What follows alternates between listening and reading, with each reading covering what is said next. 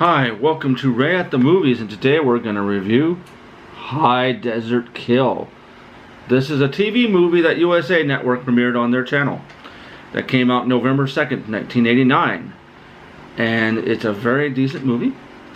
I really liked this movie, and USA Network was doing pretty good on their TV movies. They used to do a lot of TV movies back in the 80s and 90s. They've kind of slowed down. They still do them a little bit, but they've tapered down a little bit. And then there, of course, there's the cast actors. Try to get there a little bit closer. There we go.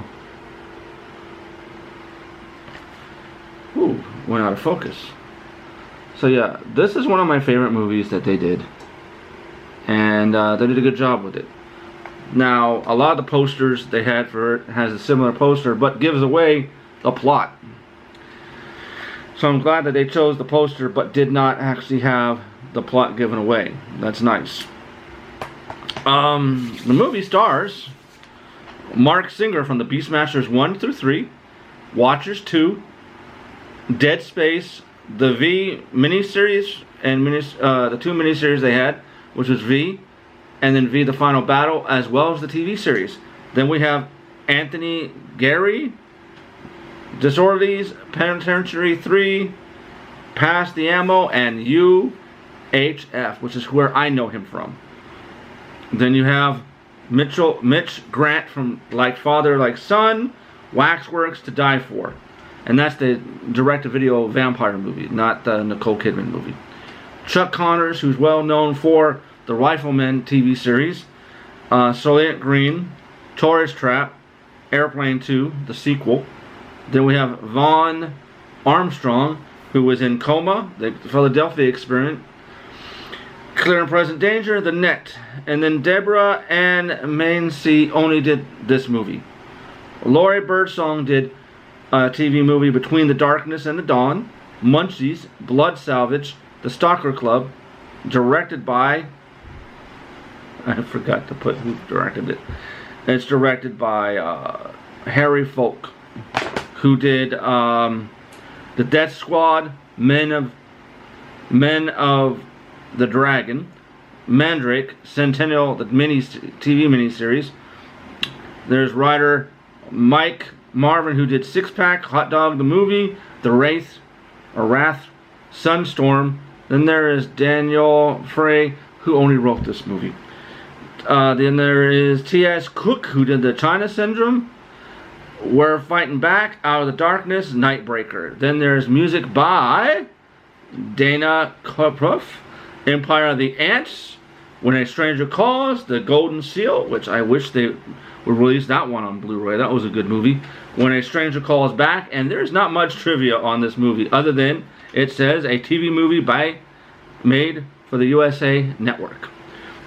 Mark Singer, The Beastmaster, Anthony Gary, UHF, and Mitch Grant, Waxworks, star as three hunters who become the hunted in this Revenant sci-fi horror adventure set in the Badlands of New Mexico. Three friends embark on a hunting expedition and meet a grizzled mountain man, the great Chuck Connors TV's The Rifleman, and Branded, who tells them that something has scared away all the animals in the region. As they find themselves riveted to primitive and bizarre behavior, the men soon discover they are being manipulated in cruel experiments for bloodthirsty alien force. Their only hope for survival is to unite against the extraterrestrial in this haunting made-for-cable chiller. Now, this was released by Kino Lorber on August 2nd, 2022. Like I said, there's not much about this movie. I like the movie.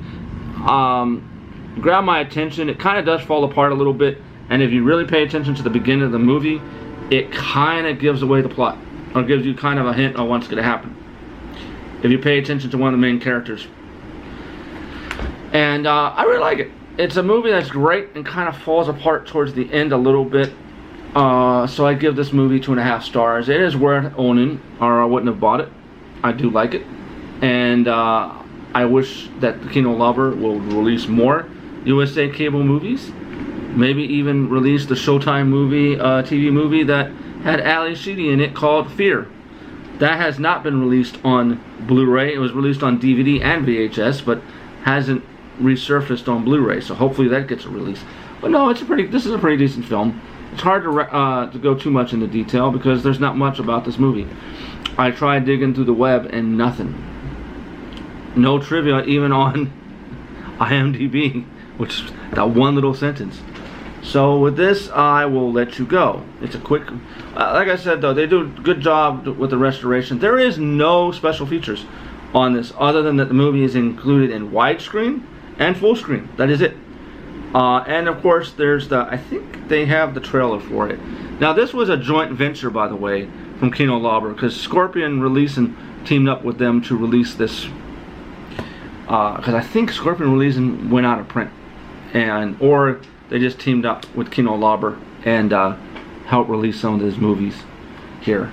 And let's see, the movie's only 92 minutes, by the way. It doesn't drag at all, but it does kind of fall apart a little bit. Kind of becomes predictable. The end kind of ends in a way where you kind of puzzle a little bit, but you kind of see it coming in a way. So with this, I recommend it for a watch. They did a good job with the restoration, and if you're a fan of this film, pick it up. They did a good job. They also released another movie I want to get, I Am Dangerous Tonight, which was directed by Tobe Hooper. It's a TV movie with Anthony Perkins in it.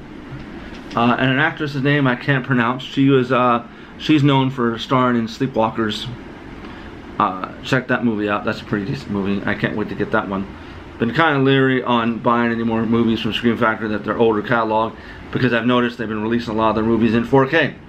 Not that that's a problem, I just wish I knew they were going to do that, and I would have waited off on buying some of the movies.